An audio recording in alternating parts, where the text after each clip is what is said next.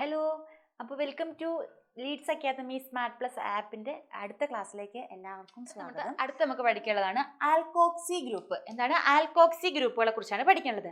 നമ്മൾ ഇത്രയും നേരം കണ്ടതിൽ നിന്നും ഹാലജൻ ഗ്രൂപ്പ്, അപ്പം ഒരു ഫസ്റ്റത്തെ കുറച്ച് പാറ്റേൺ ഓഫ് ഗ്രൂപ്പുകൾ എന്ന് പറയുന്നത് സെയിം ആണ്. ഫസ്റ്റ് നമ്മൾ വേർഡ് റൂട്ട് എഴുതണം, പിന്നെ നമ്മൾ അവസാനം എഴുതേണ്ട കുറച്ച് ആൾക്കാരെ ശ്രദ്ധിച്ചാൽ മതി. പിന്നെ നമ്മൾ ഹാലജൻ ഗ്രൂപ്പായ സമയത്ത് ആദ്യം നമ്മൾ പൊസിഷൻ നമ്പർ എഴുതേണ്ടി വന്നിട്ടുണ്ടായിരുന്നു. അങ്ങനെ കുറച്ച് മാറ്റങ്ങളൊക്കെ കണ്ടു. അതുപോലെ തന്നെ ആൽക്കോക്സി ഗ്രൂപ്പ് വരുന്ന സമയത്തും ചില പ്രത്യേകതകളുണ്ട്. ആൽക്കോക്സി ഗ്രൂപ്പിന്റെ പ്രത്യേകത എന്താണെന്ന് വെച്ചാൽ രണ്ട് സ്ഥലത്തും എസ്റ്റർ ലിങ്കേജ് ഉണ്ടാവും. അതായത് നമ്മുടെ ആൽക്കോക്സി ഗ്രൂപ്പ് എന്ന് പറഞ്ഞാൽ ആറിനെയാണ് നമ്മൾ എന്ത് പറയാ, ആൽക്കോക്സി ഗ്രൂപ്പ് എന്ന് പറഞ്ഞാൽ. ഈ ആർ എന്ന് പറഞ്ഞാൽ അടുത്തൊരു ബ്രാഞ്ച് ആണ്. അതായത് ആറ് ചിലപ്പം CH3 ആവാം, CH2 ആകാം, അല്ലെങ്കിൽ CH3 CH2 ആകാം, ഇങ്ങനെ പോവാം. അതുപോലെ ഇവിടുത്തെ ആർ എന്ന് പറഞ്ഞാലും ഒരു CH3, പിന്നെ അല്ലെങ്കിൽ CH3 CH2 ആകാം, ഇങ്ങനെ ആകാം. അതായത് രണ്ട് ബ്രാഞ്ചുകൾ അപ്പുറത്തും ഇപ്പുറത്തും ഉണ്ട്, നടുക്കൊരു O ഉണ്ടെങ്കിൽ അങ്ങനത്തെ ആളുകളെയാണ് നമ്മൾ എന്ത് പറയുന്നത്, ആൽക്കോക്സി ഗ്രൂപ്പ് എന്ന് പറയുന്നത്. ഇതൊരു ചെയിനാണ്, ഇത് വേറൊരു ചെയിനാണ്. രണ്ട് ചെയിനുകളെ, അതായത് ഇതും ഒരു ചെയിനാണെന്ന് വിചാരിക്കുക, ഇതും ഒരു ചെയിനാണെന്ന് വിചാരിക്കുക. ഇതൊരു ചെയിനാണ്, ഇതൊരു ചെയിനാണ്, ഇത് രണ്ടും ചെയിനാണ്. ഈ രണ്ട് ചെയിനുകളെ ലിങ്ക് ചെയ്യിക്കാൻ വേണ്ടിയിട്ട് ഒരു O ഉണ്ട്. ഇപ്പം എൻ്റെ തലയാന്ന് വിചാരിക്കുക O. അപ്പം ഇങ്ങനെ രണ്ട് ഗ്രൂപ്പുകളെ, അതായത് ഈ ഒരു ചെയിനും ഈ ഒരു ചെയിനെയും ലിങ്ക് ചെയ്യിക്കാൻ വേണ്ടിയിട്ട് ഒരു O ഉണ്ട്. അപ്പം ആ O ഗ്രൂപ്പുകളെയാണ് നമ്മൾ എന്ത് പറയുന്നത്, ആൽക്കോക്സി ഗ്രൂപ്പുകൾ. അപ്പം ആൽക്കോക്സി ഗ്രൂപ്പുകളുടെ പേരിടുന്ന സമയത്ത് ഈ ചെയിനിനും നമ്മളൊരു പേരിടണം, ഇതിനും പേരിടണം. എന്നിട്ട് വേണം ഈ ഒരു ആൽക്കോക്സി ഗ്രൂപ്പിന്റെ IUPAC നെയിമിങ് കംപ്ലീറ്റ് ആവുക. അപ്പം എങ്ങനെയാണ് നമുക്ക് നോക്കാം. അപ്പൊ നോക്കുന്ന സമയത്ത് അപ്പോൾ OR ആണെന്ന് നമ്മൾ പറഞ്ഞു, OR ആണ്. ഇനി അപ്പൊ രണ്ട് സ്ഥലത്തും എസ്റ്റർ ലിങ്കേജ് ഉണ്ട്. എസ്റ്റർ ലിങ്കേജ് എന്ന് പറഞ്ഞാൽ ഇവിടത്തെയും ബ്രാഞ്ചുകൾ തമ്മിൽ ലിങ്ക് ചെയ്തിട്ടുണ്ട്. അപ്പൊ നമുക്കൊരു ക്വസ്റ്റ്യൻ നോക്കിയാലോ. ഇതാണ് നമ്മുടെ ക്വസ്റ്റ്യൻ എന്ന് പറയുന്നത്. ഇവിടെ CH3 O CH2 CH3. Okay, അപ്പൊ ഇവിടെ ഒരു CH3 കാണാം, ഇവിടെ ഒരു CH3 ഉണ്ട്, ഇവിടെ CH2 CH3 ഉണ്ട്. ഇതിനെ നമുക്ക് ഇവിടുത്തെ ആളിനെ A എന്നും ഇവിടുത്തെ ആളിനെ B എന്നും ഇടാം. അപ്പൊ Aയും B എന്ന രണ്ട് ചെയിനുകളാണ് നമുക്ക് ഈ Oന്റെ അപ്പുറത്തും ഇപ്പുറത്തും ആയിട്ട് കാണാൻ പറ്റുന്നത്. A ചെയിനും ഉണ്ട്, B ചെയിനും ഉണ്ട്, Aയും Bയും. അങ്ങനെയാണെങ്കിൽ A ആണോ B ആണോ ഏറ്റവും ചെറുത്? ചെറിയ ആള്, അതാണ് A ആണ് നമ്മുടെ ചെറുത്. ഇവിടെ B കുറച്ച് വലുതാണ്, ഇത് സ്മോൾ ആണ്, ഇത് ബിഗ് ആണ്.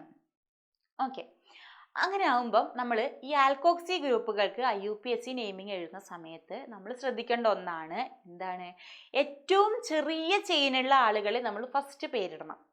അത് ഇടത്ത് ഭാഗത്തോ വലത്ത് ഭാഗത്തോ ആയിക്കോട്ടെ, ഏറ്റവും ചെറിയ നമ്പർ ഓഫ് കാർബൺ വരുന്ന ആളുകളെ നമ്മൾ എന്ത് ചെയ്യണം, ഫസ്റ്റ് പേരിടണം.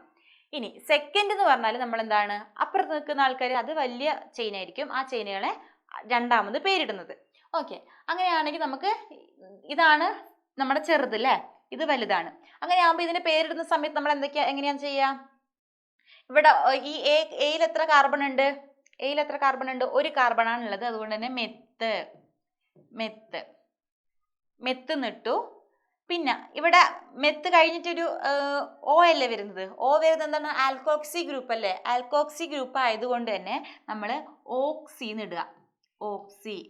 ഓക്സി ചേർക്കുക. ഓക്സി ചേർത്തു. പിന്നെ നമുക്ക് എന്താണ്, ഇവിടെ രണ്ട് കാർബൺ ഉണ്ട്. രണ്ട് കാർബൺ ആകുമ്പോൾ അവിടുത്തെ വേർഡ് റൂട്ട് എത്ത്.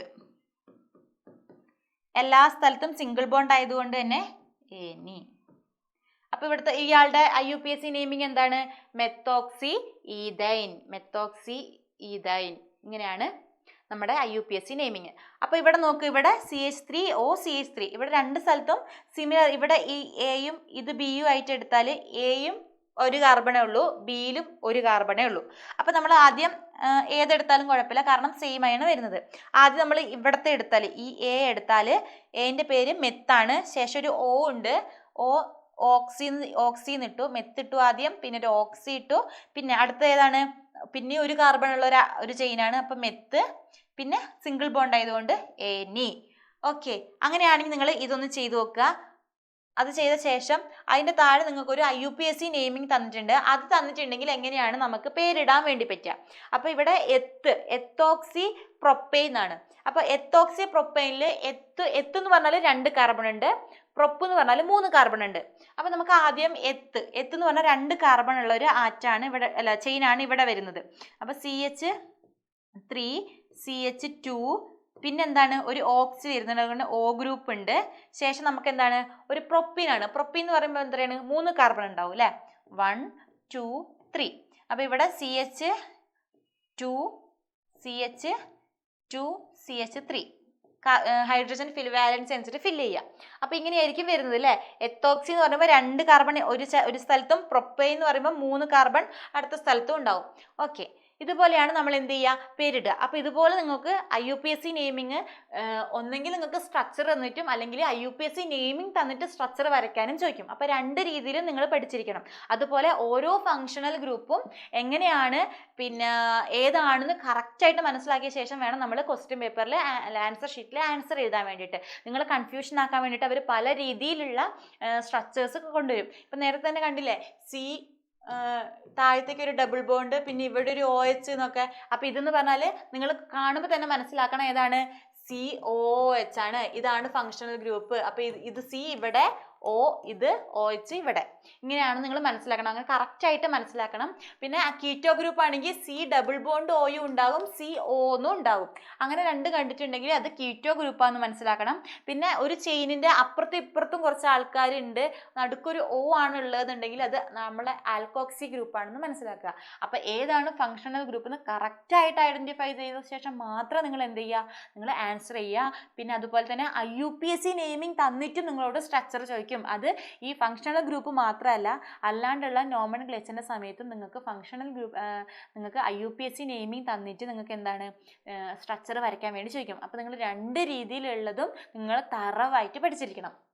ഓക്കെ, ഇനി അടുത്ത നമുക്ക് ഇപ്പം ഫങ്ഷണൽ ഗ്രൂപ്പ് ഒക്കെ കഴിഞ്ഞിട്ടുണ്ട്. ഇത്രയാണ് നമുക്ക് കുറച്ചൊരു കോംപ്ലിക്കേഷൻ പോലെ നിങ്ങൾക്ക് ഫീൽ ചെയ്യാം. ഇനി അടുത്തുള്ളൊക്കെ ഒരു ചടപടെ വേഗം തീർക്കാനുള്ള ആൾക്കാരാണ്. അപ്പം നമുക്ക് നമുക്ക് പഠിക്കാനുള്ളത് ആരോമാറ്റിക് കോമ്പൗണ്ട്. ആരോമാറ്റിക് കോമ്പൗണ്ടുകളെ കുറിച്ചാണ് അടുത്ത് നമുക്ക് പഠിക്കാനുള്ളത്. ആരോമാറ്റിക് കോമ്പൗണ്ടുകൾ എന്താണ്, നിങ്ങൾ കഴിഞ്ഞ 9ാം ക്ലാസ്സുകളിലൊക്കെ പഠിച്ചിട്ടുണ്ടാവും. ഹൈഡ്രോ കാർബണിലെ നമുക്ക് സൈക്ലിക് റിംഗ് സ്ട്രക്ചറിൽ വരയ്ക്കാൻ വേണ്ടി പറ്റും അല്ലേ. സൈക്ലിക് റിംഗ് സ്ട്രക്ചറിൽ വരയ്ക്കാൻ വേണ്ടി പറ്റും. അങ്ങനെ വരയ്ക്കാൻ പറ്റുന്നത് തന്നെയാണ് നമ്മൾ എന്താ പറയുക, ആരോമാറ്റിക് കോമ്പൗണ്ട്. ഇപ്പം ഇതിനകത്ത് എന്താ നമുക്ക് കാണാൻ വേണ്ടി പറ്റും, ഡബിൾ ബോണ്ട് സിംഗിൾ ബോണ്ടും ഓൾട്ടർനേറ്റ് ആയിട്ട് നമുക്ക് കാണാൻ വേണ്ടി പറ്റും. ഇവിടെ ഒരു കാർബൺ ഉണ്ട്. ഇപ്പൊ ഇത് അപ്പോൾ ഈ ഒരു ആരോമാറ്റിക് കോമ്പൗണ്ട് കാണിക്കാൻ വേണ്ടിയിട്ടുള്ള ഏറ്റവും ബെസ്റ്റ് എക്സാമ്പിൾ ആണ് നമ്മുടെ ബെൻസീൻ എന്ന് പറയുന്നത്. ബെൻസീന് അതിൻ്റെ മോളിക്കുലാർ ഫോർമുല എന്ന് പറഞ്ഞാൽ C6H6 എന്നാണ്. എല്ലാവർക്കും ഒരു കൺഫ്യൂഷനാണ് നമുക്ക് മോളിക്കുലാർ ഫോർമുല എങ്ങനെയാണ് എഴുതുക എന്നുള്ളത്. മോളിക്കുലാർ ഫോർമുല എഴുതുമ്പോൾ നമുക്ക് ഇവിടെ ഇപ്പം നോക്കുക, CH3 CH2 CH3 CH2 CH2 CH2 CH CH2 CH3 CH3 ഇങ്ങനെയാണെന്ന് വിചാരിക്കുക. ഇങ്ങനെയാണ് ഫോർ എക്സാമ്പിൾ മാത്രമാണ്, ഇങ്ങനെയാണെന്ന് വിചാരിക്കുക. അപ്പം നിങ്ങളിവിടെ കാർബണിൻ്റെ എണ്ണുന്ന സമയത്ത് 1 2 3 4 5 6 7 8 ഒരു ചെയിനിൽ എത്ര കാർബൺ ഉണ്ടോ അത്രയും കാർബണുകളെ നിങ്ങൾ മോളിക്കുലാർ ഫോർമുല എഴുതുന്ന സമയത്ത് നിങ്ങൾ കാൽക്കുലേറ്റ് ചെയ്യണം. അപ്പോൾ ഇവിടെ എത്രയാണ്, C8 ആണ്. പിന്നെ ഹൈഡ്രജൻ എത്ര എണ്ണം ഉണ്ട്, അതുപോലെ ഇവിടെ നിന്നും അതുപോലെ തന്നെ താഴെയുള്ള ഹൈഡ്രജനും എത്ര എണ്ണം ഉണ്ട് എന്നുള്ളത് എണ്ണീറ്റാണ് നിങ്ങൾ മോളിക്കുലാർ ഫോർമുല എഴുതേണ്ടത്. ഓക്കെ.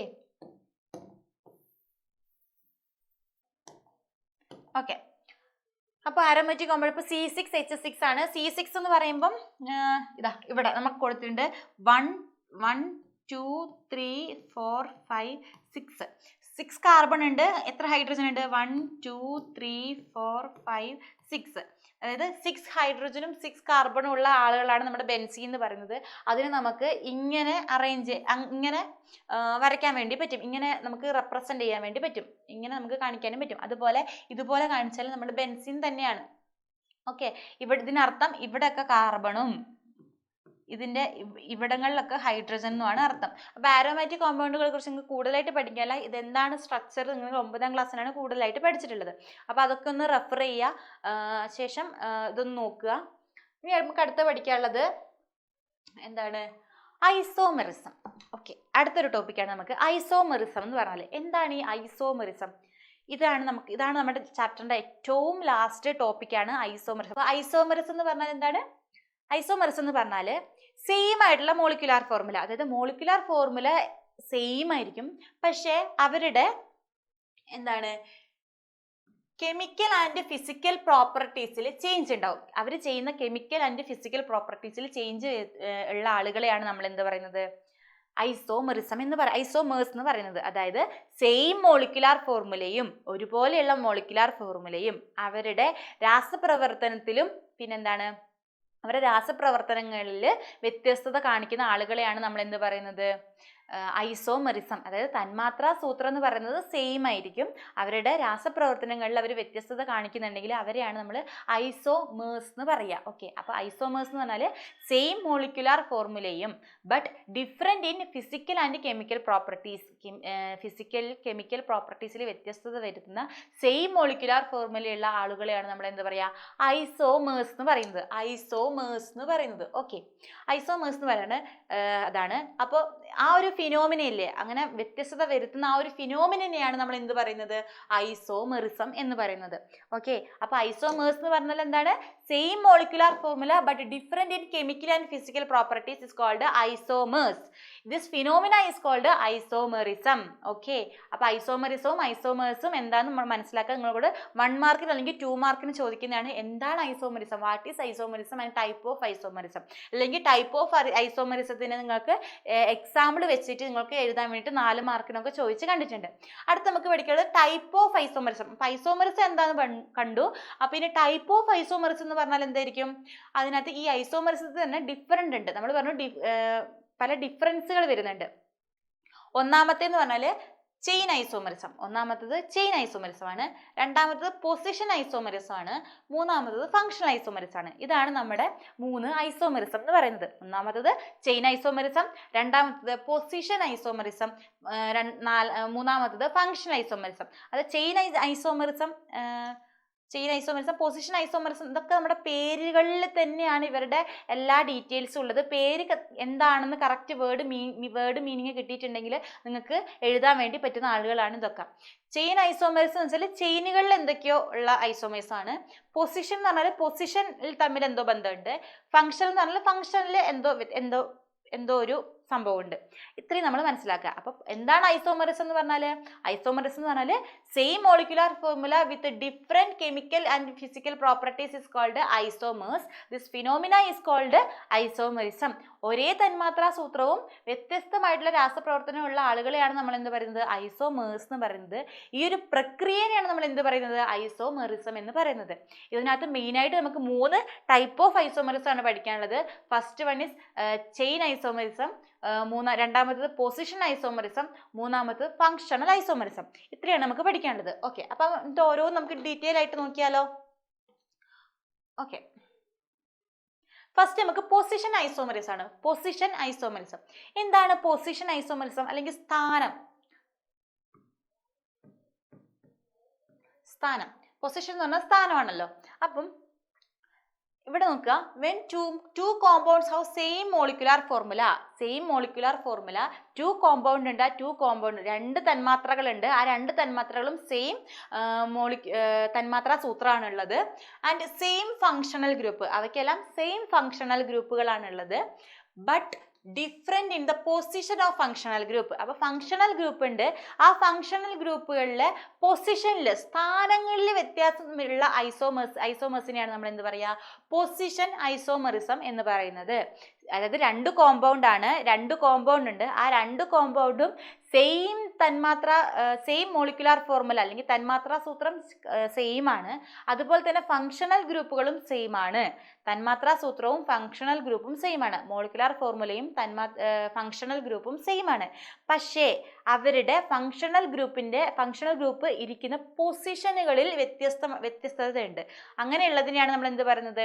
Position isomerism. അതായത് ഫങ്ഷണൽ ഗ്രൂപ്പുകളുള്ള സ്ഥാനങ്ങളിലെ വ്യത്യസ്തതയുള്ള പൊസിഷനിൽ വ്യത്യസ്തത വരുത്തുന്ന ഐസോമേഴ്സ് ആണ് പൊസിഷൻ ഐസോമറിസം എന്ന് പറയുന്നത്.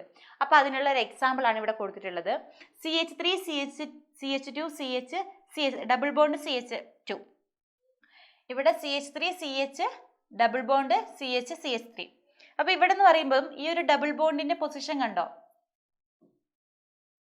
CH എന്ന് പറഞ്ഞിട്ടുള്ള നമ്മുടെ CH എന്ന് പറഞ്ഞാൽ നമ്മുടെ ഫങ്ഷണൽ ഗ്രൂപ്പിൽ എന്താണ് ഇതിന്റെ സ്ഥാനം, അതായത് ഡബിൾ ബോണ്ടിന്റെ സ്ഥാനം അങ്ങോട്ടേക്കും ഇങ്ങോട്ടേക്കും മാറ്റിയിട്ടുണ്ട്. അങ്ങനെ അങ്ങോട്ടും ഇങ്ങോട്ടും മാറി കിടക്കുന്നുണ്ടെങ്കിൽ അവരാണ് നമ്മുടെ പൊസിഷൻ ഐസോമറിസം എന്ന് പറയുന്നത്. ഓക്കെ, അവരുടെ മോളിക്കുലാർ ഫോർമുലയും അതുപോലെ തന്നെ ഫങ്ഷണൽ ഗ്രൂപ്പും സെയിം ആണ്. അതായത് ഇവിടെയും CH ഡബിൾ ബോണ്ട് CH ആണ്, ഇവിടെയും CH ഡബിൾ ബോണ്ടും CH ആണ്. പക്ഷെ ഇവർ തമ്മിലുള്ള ആളുകളിലുള്ള സ്ഥലങ്ങൾ തമ്മിൽ വ്യത്യസ്തതയുണ്ട്. അങ്ങനെ സ്ഥലങ്ങളിൽ വ്യത്യസ്തത വരുന്ന ആളുകളെയാണ് നമ്മൾ എന്ത് പറയുന്നത്? പൊസിഷൻ ഐസോമറിസം എന്ന് പറയുന്നത്.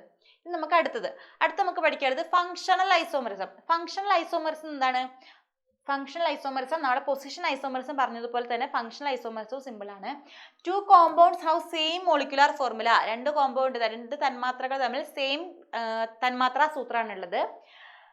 But different in functional group. നമ്മൾ പറഞ്ഞു നേരത്തെ ഫങ്ഷണൽ ഗ്രൂപ്പും സെയിം ആയിരുന്നു, പൊസിഷൻ ആയിരുന്നു വ്യത്യാസം. ഇവിടെ എന്ന് പറഞ്ഞാൽ ഡിഫറെന്റ് ആയിട്ടുള്ള ഫങ്ഷണൽ ഗ്രൂപ്പ്, ഒരേ മോളിക്കുലാർ ഫോർമുലയുള്ള ആളുകളിൽ ഡിഫറെന്റ് ആയിട്ടുള്ള ഫങ്ഷണൽ ഗ്രൂപ്പ് വന്നിട്ടുണ്ട്. ആ ഒരു ഫിനോമിനയാണ് നമ്മൾ എന്ത് പറയുന്നത്? ഫങ്ഷണൽ ഐസോമറിസം എന്ന് പറയുന്നത്. ഓക്കെ, അതിനൊരു എക്സാമ്പിൾ ആണ് ഇവിടെ കൊടുത്തിട്ടുള്ളത്. ഇവിടെ എന്താ CH3 CH2 OH ഉം CH3O CH3. ഇതാണ് നമുക്ക് തന്നിട്ടുള്ള എക്സാമ്പിൾ. ഇവിടുത്തെ ഫങ്ഷണൽ ഗ്രൂപ്പ് ആരാണ്? നമ്മുടെ OH ആണ്. OH ആണ് നമ്മുടെ ഫങ്ഷണൽ ഗ്രൂപ്പ്. ഇവിടുത്തെ OH ആയതുകൊണ്ട് തന്നെ ഇവിടെ ആരാണ് നമ്മുടെ ഫങ്ഷണൽ ഗ്രൂപ്പിന്റെ പേരെന്താണ്? ഇവിടുത്തത് ഹൈഡ്രോക്സി ഗ്രൂപ്പാണ് അല്ലേ? OH ആയതുകൊണ്ട് തന്നെ ഇവിടെ ഹൈഡ്രോക്സി ഗ്രൂപ്പാണ് നമ്മുടെ ഫങ്ഷണൽ ഗ്രൂപ്പ്. അങ്ങനെയാണെങ്കിൽ ഇവിടെ ആരാണ് നമ്മുടെ ഫങ്ഷണൽ ഗ്രൂപ്പ് ആയിട്ട് വന്നിട്ടുള്ളത്? ഈ O അല്ലേ? ഈ O ആണ് നമ്മുടെ ഫങ്ഷണൽ ഗ്രൂപ്പ്. ഫങ്ഷണൽ ഗ്രൂപ്പ് വരുന്ന ആർക്കാണ്? അതായത് നമ്മുടെ ആൽക്കോക്സി ഗ്രൂപ്പുകളാണ്.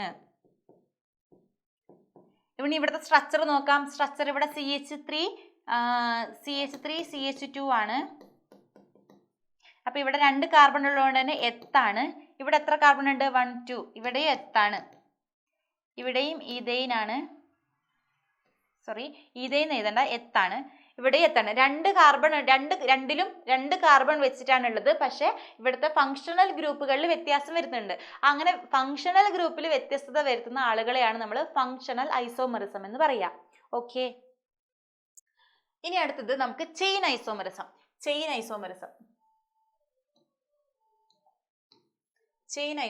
എന്താണ് ചെയിൻ ഐസോമറിസം എന്ന് പറഞ്ഞാല്? അവിടെയും 2 കോമ്പൗണ്ട്സ് ഓഫ് സെയിം മോളിക്കുലാർ ഫോർമുലയാണ്. But different in the structure of carbon chains are called chain isomerism. അതായത് കാർബൺ ചെയിനുകളിൽ വ്യത്യസ്തത വരുത്തുന്ന സെയിം മോളിക്കുലാർ ഫോർമുലയുള്ള ആളുകൾ കാർബൺ ചെയിനിൽ വ്യത്യസ്തത വരുത്തുന്നുണ്ടെങ്കിൽ അവരെയാണ് നമ്മൾ എന്ത് പറയുക? ചെയിൻ ഐസോമറിസം എന്ന് പറയുക. അതിനൊരു എക്സാമ്പിൾ ആണ് ഇവിടെ CH3 CH2 CH3. ഇവിടെയും CH3 CH CH3. ഇവിടുത്തെ ഒരു കാർബൺ നമ്മൾ ബ്രാഞ്ച് ആക്കിയിട്ട് ഇവിടെ എഴുതിയിട്ടുണ്ട്. ഇവിടുത്തെ മോളിക്കുലർ ഫോർമുല എന്താണ്? ഇവിടെ എത്ര കാർബൺ ഉണ്ട്? കാർബൺ 1 2 3 4. 4 അല്ലേ? 4 കാർബൺ. എത്ര ഹൈഡ്രജൻ ഉണ്ട്? 3 2 5 7 10. 3 5 10. ഓക്കെ, ഇനി ഇവിടുത്തെ കാർബൺ ആറ്റം എത്ര ഉണ്ട്? 1 2 3 4. എത്ര ഹൈഡ്രജൻ ഉണ്ട്? 3 4 7 10. ഓക്കെ, ഇതും തമ്മിൽ നോക്ക്, മോളിക്കുലാർ ഫോർമുല രണ്ടും സെയിം ആണ്, പക്ഷെ അവരുടെ തമ്മിലുള്ള അറേഞ്ച്മെന്റ്, അതായത് ചെയിനിലുള്ള അറേഞ്ച്മെന്റ് ഡിഫറൻസ് ആണ്. ആ ഒരു ഡിഫറൻസ് ഉള്ളതുകൊണ്ടാണ് ഇനി എന്ത് പറയാ, ചെയിൻ ഐസോമറിസം. ചെയിൻ ഒരു ഒരേ മോളിക്കുലാർ ഫോർമുലയാണ്, പക്ഷെ അവരുടെ സ്ട്രക്ചറിലാണ് വ്യത്യാസം, അവർ അറേഞ്ച് ചെയ്തിട്ടുള്ള സ്ട്രക്ചറിലാണ് വ്യത്യാസം. അങ്ങനെ സ്ട്രക്ചറിൽ വ്യത്യാസം വരുത്തുന്ന ആളുകളെയാണ് നമ്മൾ എന്ത് പറയുന്നത്, ചെയിൻ ഐസോമറിസം എന്ന് പറയുന്നത്. Okay, chain isomerism. അപ്പോൾ നമ്മൾ ഐസോമറിസത്തെ കുറിച്ച് പഠിച്ചു. ഇനി അടുത്ത് നമുക്ക് പഠിക്കാനുള്ളത് അടുത്ത ലാസ്റ്റ് ടോപ്പിക്കാണ്, നമ്മുടെ ഫസ്റ്റ് യൂണിറ്റിന്റെ ലാസ്റ്റ് ടോപ്പിക്കാണ്. അതാണ് മെറ്റാമറിസം. മെറ്റാമറിസം എന്താണ്? മെറ്റാമറിസം എന്ന് പറഞ്ഞാൽ isomerism exhibited by compounds with same molecular formula. അതായത് ഐസോമറിസം ഉള്ള ആളുകളിൽ സെയിം മോളിക്കുലാർ ഫോർമുല ആയിരിക്കും, but different in alkyl group. അതായത് അവരുടെ ആൽക്കൈൽ ഗ്രൂപ്പുകൾ തമ്മിൽ വ്യത്യസ്തത ഉണ്ടാവും. Groups on the either side of bivalent functional group. അങ്ങനെയുള്ള ഫങ്ഷണൽ ഗ്രൂപ്പുകളിലൊക്കെ നമ്മൾ എന്താ വ്യത്യസ്തത വരുത്തുന്നുണ്ട്. ഇനി എന്താണ് മെറ്റാമറിസം എന്ന് പറഞ്ഞാൽ? Compound have same molecular formula but different in alkyl group. Same molecular ഫോർമുലയും different in alkyl group in attached to the either side of the functional group. Functional ഗ്രൂപ്പിന്റെ രണ്ട് സ്ഥലങ്ങളിലും ഐദർ സൈഡിലും ആൽക്കൈൽ ഗ്രൂപ്പ് അറ്റാച്ച് ചെയ്തിട്ടുണ്ട്. ആ attach ചെയ്തിട്ടുള്ള alkyl ഗ്രൂപ്പുകൾ different ആയിരിക്കും. അങ്ങനെയുള്ള ആളുകളെയാണ് നമ്മൾ എന്ത് പറയുന്നത്, മെറ്റാമറിസം എന്ന് പറയുന്നത്. അതിനൊരു എക്സാമ്പിൾ ആണ് ഇവിടെ കൊടുത്തിട്ടുള്ളത്. CH3CH2O CH2CH2. അതായത് നമ്മുടെ ആൽക്കോക്സി ഗ്രൂപ്പുകളൊക്കെ ഇല്ലേ, ആൽക്കോക്സി ഗ്രൂപ്പുകളൊക്കെയാണ് നമ്മുടെ മെറ്റാമറിസം കാണിക്കുന്നത്. ഇതാണ് ഇവിടെ നമ്മുടെ മെറ്റാമറിസം എന്ന് പറഞ്ഞാൽ എന്താണ്? കോമ്പൗണ്ട് ഹാവിങ് സെയിം മോളിക്കുലാർ ഫോർമുലയാണ്, but different in alkyl group. Alkyl ഗ്രൂപ്പുകളിൽ വ്യത്യസ്തത വരുത്തുന്നുണ്ട്. അതെ, അതാണ് ഇവിടെ കൊടുത്തത്. നമുക്കൊന്ന് കാണാം. ഇതാണ് നമ്മുടെ ആൽക്കോക്സി ഗ്രൂപ്പ്. ഇവിടെ ഒരു ബൈവാലന്റ് ലിങ്കേജ് കൊടുത്തിട്ട് ഇവിടെ ഒരു ചെയിനിനെ ഇവര് പിടിച്ചിട്ടുണ്ട്. ഇവിടെ ഒരു ലിങ്കേജ് കൊടുത്തിട്ട് ഇവിടെയും പിടിച്ചിട്ടുണ്ട്. അപ്പൊ അങ്ങനെ ഡിഫറെന്റ് ആയിട്ടുള്ള ആൽക്കൈൽ ഗ്രൂപ്പുകൾ അറ്റാച്ച്ഡ് ഉണ്ട് either side of the functional group. അതായത് ഒരു ഫങ്ഷണൽ ഗ്രൂപ്പിന്റെ രണ്ട് സ്ഥലങ്ങളിലും വ്യത്യസ്തമായിട്ടുള്ള ആൽക്കൈൽ ഗ്രൂപ്പുകൾ ഉണ്ടെങ്കിൽ അതിനെയാണ് നമ്മൾ എന്ത് പറയുന്നത്, മെറ്റാമറിസം. നമ്മുടെ ആൽക്കോക്സി ഗ്രൂപ്പുകളൊക്കെ ഇതിനൊരു എക്സാമ്പിൾ ആണ്. ഓക്കെ, ഇത്രയാണ് നമുക്ക് എന്ത് പറയാനുള്ളത് നമ്മുടെ ഫസ്റ്റ് ചാപ്റ്ററിൽ പഠിക്കാനുള്ളത്. അപ്പോൾ എല്ലാവർക്കും ഈ ഫസ്റ്റ് ചാപ്റ്റർ മനസ്സിലായെന്ന് വിചാരിക്കുന്നു. ഒന്നും കൂടി ഞാനൊന്ന് ഫസ്റ്റ് തൊട്ടൊന്ന് പോവാം. ഓക്കെ, അപ്പോൾ നമുക്ക് ഫസ്റ്റ് നമ്മൾ പറഞ്ഞത് നമുക്ക് ബേസിക് ആയിട്ടുള്ള കാര്യങ്ങളായിരുന്നു. നമ്മുടെ മെത്ത് പ്രൊപ്പ് ബ്യൂട്ട് ആ സാധനങ്ങളായിരുന്നു. അതായത് ഒരു ചെയിനിൽ എത്ര കാർബൺ ഉണ്ട്, ആ കാർബണിന്റെ എണ്ണത്തിനനുസരിച്ചിട്ട് നമ്മൾ പറയുന്നതാണ് നമ്മുടെ വേർഡ് റൂട്ട് അല്ലെങ്കിൽ വേർഡ് റൂട്ട് നെയിം എന്ന് പറയുന്നത്. ഇനി അതാണ് നമ്മൾ ഫസ്റ്റ് സ്ലൈഡിൽ പഠിച്ചത്. ഇത് എല്ലാവരും പഠിച്ചിരിക്കണം. അടുത്ത് നമ്മൾ എന്തായിരുന്നു പഠിച്ചത്? അടുത്ത് നമ്മൾ nomenclature of alkynes with one branch ഉള്ള ഒരു ആൽക്കൈൻ ഗ്രൂപ്പുകൾക്ക് എങ്ങനെയാണ് നമ്മൾ പേരിടുന്നതെന്ന് പഠിച്ചു. അതായത് നമുക്കതിനൊരു റൂളൊക്കെ ഉണ്ട്. ആ റൂളൊക്കെ കറക്റ്റായിട്ട് പഠിച്ചിട്ട് എല്ലാവരും പഠിക്കണം. ശേഷം നമ്മൾ മോർ ദാൻ വൺ ഗ്രൂപ്പുകൾ വന്നിട്ടുണ്ടെങ്കിൽ, മോർ ദാൻ വൺ ബ്രാഞ്ചസ് വന്നിട്ടുണ്ടെങ്കിൽ നമ്മൾ എങ്ങനെയാണ് IUPAC നെയിമിങ് എഴുതുക എന്നുള്ളത്, അതായത് ഡൈ, ട്രൈ, ടെട്ര ചേർത്തിട്ട് നമ്മൾ എഴുതണം എന്നുള്ളത്. ഓക്കെ, അടുത്ത നമ്മൾ nomenclature of unsaturated hydrocarbon. Unsaturated എന്ന് പറഞ്ഞാൽ സാച്ചുറേറ്റഡ് അല്ലാത്ത, അതായത് ഡബിൾ ബോണ്ട്, ട്രിപ്പിൾ ബോണ്ട് ഒക്കെ വരുന്ന സമയത്ത് നമ്മൾ എങ്ങനെയാണ് ഒരു ഹൈഡ്രോകാർബണിന് പേര് കൊടുക്കുന്നത് എന്നുള്ളതാണ് നമ്മൾ അടുത്ത് നോക്കിയത്. അതിനും ഒരു റൂൾ ഉണ്ട്. റൂൾ കറക്റ്റായിട്ട് ചോദിക്കുക. റൂൾ ഒരിക്കലും നിങ്ങളുടെ എക്സാമിന് ചോദിക്കില്ല.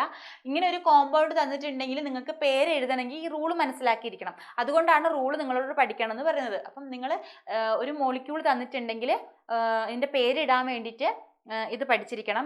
ഇത് മാത്രമായിട്ട് ഒരിക്കലും നിങ്ങളോട് എക്സാമിന് ചോദിക്കില്ല. പക്ഷെ ഇങ്ങനെ ഒരു സാധനം തന്നിട്ടുണ്ടെങ്കിൽ നിങ്ങൾ എന്ത് ചെയ്യണം, ഇത് എഴുതണമെങ്കിൽ ഇത് അറിഞ്ഞിരിക്കണം, ഈ റൂൾ അറിഞ്ഞിരിക്കണം. ഓക്കെ, അടുത്ത നമ്മൾ ട്രിപ്പിൾ ബോണ്ട് ആണ്. ട്രിപ്പിൾ ബോണ്ടും നമ്മൾ അൺസാച്ചുറേറ്റഡ് പറഞ്ഞു. എന്താണ് അതിൻ്റെ റൂള് പഠിച്ചിട്ടുണ്ട്, അത് വെച്ചിട്ട് ചെയ്യണം.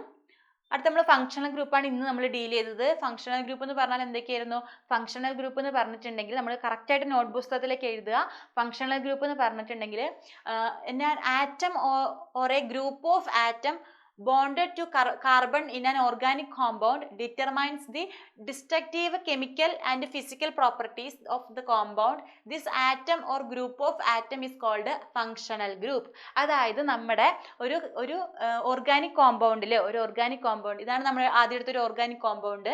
ആ ഒരു ഓർഗാനിക് കോമ്പൗണ്ടിൽ ഒരു ഫങ്ഷണൽ ഗ്രൂപ്പ് അല്ലെങ്കിൽ ഒരു ഗ്രൂപ്പ് വന്നു കഴിഞ്ഞപ്പോൾ ഈ ഒരു ഒന്നാമത്തെ ആളുടെ കംപ്ലീറ്റ് സ്വഭാവം മാറി പുതിയൊരാളായിട്ട് മാറി. അങ്ങനെ പുതിയൊരാളായിട്ട് മാറാൻ കഴിയുന്ന ആൾക്കാരെയാണ് നമ്മൾ എന്താ പറയുക, ഒരു ആറ്റോ അല്ലെങ്കിൽ ഗ്രൂപ്പ് ഓഫ് ആറ്റത്തിനെയാണ് നമ്മൾ എന്ത് പറയുന്നത്, ഫങ്ഷണൽ ഗ്രൂപ്പ് എന്ന് പറയുന്നത്. ഓക്കെ, അപ്പം നമുക്ക് ഇത്രയും ഗ്രൂപ്പുകളാണ് പഠിക്കാനുള്ളത്.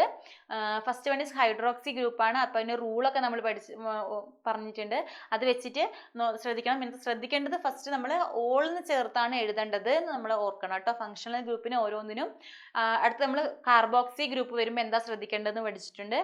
അടുത്ത് നമ്മൾ ആൽഡിഹൈഡ് ഗ്രൂപ്പ് വരുമ്പോൾ ശേഷം കീറ്റോ ഗ്രൂപ്പ് സി ഡബിൾ ബോണ്ടോയും സിഒയും കാണും കേട്ടോ. ഇതുപോലെയും കാണുന്ന ആളുകൾ നമ്മൾ കീറ്റോ ഗ്രൂപ്പുകളാണെന്ന് ഓർക്കണം. ഏതൊരു ചെയിൻ തന്നാലും ആദ്യം നമ്മൾ നോക്കേണ്ടത് ബ്രാഞ്ച് ഉണ്ടോ, പിന്നെ ഫങ്ഷണൽ ഗ്രൂപ്പ് ഉണ്ടോ. ഫങ്ഷണൽ ഗ്രൂപ്പ് വന്നിട്ടുണ്ടെങ്കിൽ ഏതാണ് ആ ഫങ്ഷണൽ ഗ്രൂപ്പ്, ഫങ്ഷണൽ ഗ്രൂപ്പിന്റെ ആ റൂൾ ഏതാണ് അത് നോക്കണം. പിന്നെ ബ്രാഞ്ചിന്റെ ആണെങ്കിൽ നമ്മൾ എത്ര ബ്രാഞ്ച് ഉണ്ട്, ആ ബ്രാഞ്ചുകൾ എല്ലാം ഏതൊക്കെ ബ്രാഞ്ചുകളാണ്. ഓക്കെ, ഈ ബ്രാഞ്ചിന്റെ കാര്യം പറഞ്ഞപ്പോഴാണ് നിങ്ങളോട് ഒരു കാര്യം ചോദിക്കട്ടെ.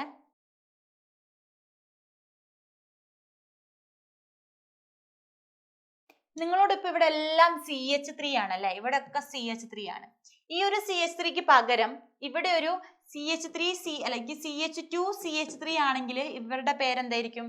ഇവിടെ ഇത് മെത്താണ്, ഇതും മെത്താണ്, ഇതെന്താണ്, 2 കാർബൺ ഉള്ളതുകൊണ്ട് തന്നെ എത്താണ്, ഈഥയിലാണ്, മീഥയിലാണ്, ഇത് ഈഥയിലാണ്.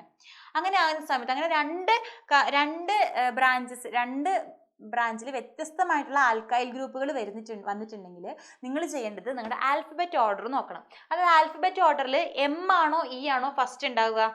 E അല്ലേ, E കഴിഞ്ഞിട്ട്. അപ്പൊ ഈഥയിൽ കഴിഞ്ഞിട്ട് വേണം മീഥയിൽ എന്ന് എഴുതാൻ വേണ്ടിയിട്ട്. ഇവിടെ 2, 3, 5 ട്രൈ തന്നെ വരും. ട്രൈ ആദ്യം ഈഥയിൽ കഴിഞ്ഞിട്ട് വേണം പിന്നെന്ത് വരിക, മീഥയിൽ വരിക. ഓക്കെ, ഇവിടെ ട്രൈ മീഥൈൽ ഹെക്സൈൻ എന്നാണ്. പക്ഷെ ഇവിടെ 2 സ്ഥലത്ത് ഡിഫറെൻ്റ് ആയിട്ടുള്ള ആൽക്കൈൽ ഗ്രൂപ്പ് വന്നിട്ടുണ്ടെങ്കിൽ നമ്മൾ ആൽഫബറ്റ് ഓർഡർ നോക്കുക. ആൽഫബറ്റ് ഓർഡറിൽ E ആണ് ഫസ്റ്റ് വരുന്നത്. അതുകൊണ്ട് തന്നെ ഈഥയിൽ എന്ന് കൊടുത്ത ശേഷം മീഥൈൽ ഹെക്സൈൻ എന്ന് കൊടുക്കുക. ഓക്കെ, അത്രയാണ് പറയാനുള്ളത്. പിന്നെന്താണ്, ഹൈഡ്രോ കാർബൺസ് പറഞ്ഞു, പിന്നെ നമ്മൾ ട്രിപ്പിൾ ബോണ്ട് ഒക്കെ പറഞ്ഞാണ്, ഫങ്ഷണൽ ഗ്രൂപ്പുകളൊക്കെ പറഞ്ഞു. ഓക്കെ, കാർബോക്സി ഗ്രൂപ്പ് പറഞ്ഞു, ആൽഡിഹൈഡ് ഗ്രൂപ്പുകൾ പറഞ്ഞു. പിന്നെ നമ്മൾ കീറ്റോ ഗ്രൂപ്പ്. എല്ലാ ഫങ്ഷണൽ ഗ്രൂപ്പിന്റെയും ചെയിന് നമ്മൾ കാണുന്ന സമയത്ത് ശ്രദ്ധിക്കണം ഏതാണ് ഫങ്ഷണൽ ഗ്രൂപ്പ് എന്ന് കറക്റ്റ് ആയിട്ട് ഐഡന്റിഫൈ ചെയ്യണം. ആൽക്കോക്സി ഗ്രൂപ്പ് എന്ന് പറഞ്ഞാൽ എന്താണ്, ഈ ഭാഗത്തും ഒരു ചെയിൻ ഉണ്ടാവും, ഈ ഭാഗത്തും ഒരു ചെയിൻ ഉണ്ടാവും. അപ്പം ആദ്യം ഏറ്റവും ചെറിയ ചെയിനിനാണ് നമ്മൾ പേര് കൊടുക്കേണ്ടത്, പിന്നെയാണ് നമ്മൾ എന്ത് ചെയ്യുക, വലിയ ചെയിനിന് പേര് കൊടുക്കേണ്ടത്. ഓക്കെ, പിന്നെ ആരോമാറ്റിക് കോമ്പൗണ്ട് എന്താന്ന് നമ്മൾ പറഞ്ഞു, ഐസോമറിസം എന്താണെന്നും ടൈപ്പ് ഓഫ് ഐസോമറിസം എന്താണെന്നും ഒക്കെ എന്ന് പറഞ്ഞിട്ടുണ്ട്. Functional isomerism, functional difference, functional ഗ്രൂപ്പിൽ വ്യത്യസ്തത വരുന്നതാണ് ഫങ്ഷണൽ ഐസോമറിസം. ചെയിൻ ഐസോമറിസം എന്ന് പറഞ്ഞാൽ പേരിലുള്ള പോലെ തന്നെ അതിന്റെ സ്ട്രക്ചറൽ അറേഞ്ച്മെന്റ്, അതായത് ഹൈഡ്രോ കാർബണിന്റെ സ്ട്രക്ചറിലുള്ള ഡിഫറൻസിനെയാണ് നമ്മൾ എന്താ പറയുക, ചെയിൻ ഐസോമറിസം എന്ന് പറയുന്നത്.